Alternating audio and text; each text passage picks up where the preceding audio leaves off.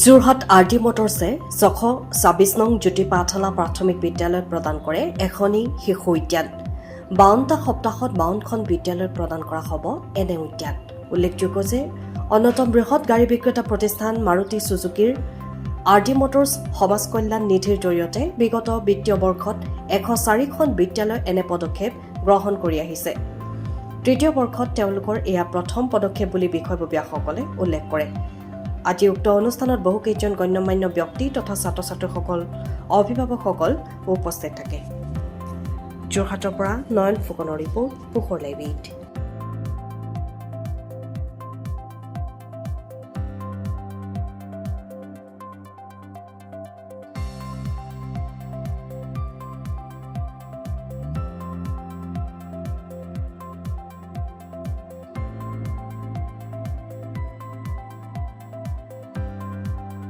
প্ৰথমতে আমি অসমবাসী ৰাইজৰ ওচৰত ধন্যবাদ জনাইছোঁ।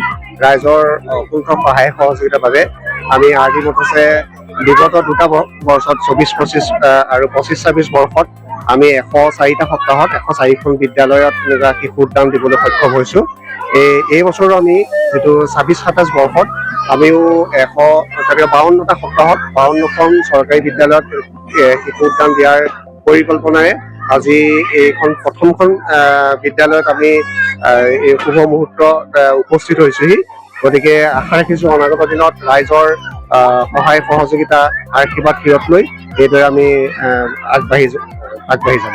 দুটা বৰ্ষত আমি সৰ্বমুঠ 108খন স্কুলত এনেকুৱা আমি শিশু উদ্যান শিশুসকলৰ বাবে উপহাৰ দিলোঁ।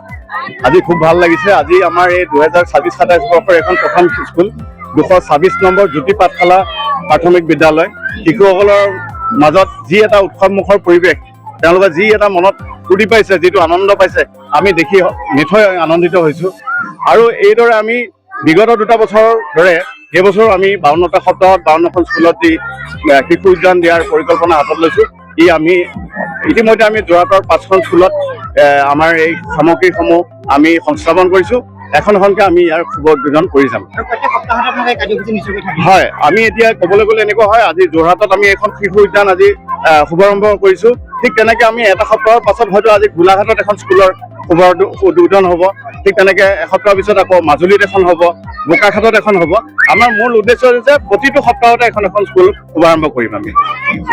ধন্যবাদ সকলোকে। আমাৰ তৰফৰ পৰা আমাৰ সকলোৰে আৰ.ডি. মটৰ্ছৰ যিমানখিনি কৰ্মকৰ্তা আছে বা এই অনুষ্ঠানত যিসকল উপস্থিত আছে, মই আপোনালোকৰ লগত তেওঁলোককো আমি সম্বৰ্ধনা জ্ঞাপন কৰিছোঁ। আমাৰ ছাত্ৰ ছাত্ৰীসকলৰ উন্নতিৰ কাৰণে তেওঁলোকে যি আশাৱতী প্ৰচেষ্টা হাতত লৈছে, আমি খুব আনন্দিত হৈছোঁ।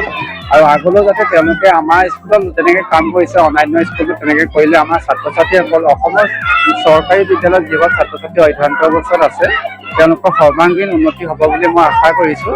আৰু অনাগত দিনলৈ আমি তেওঁলোকৰ ইমানে সহযোগিতা আশা কৰি আমি তেওঁলোকক ধন্যবাদ জ্ঞাপন কৰিছোঁ।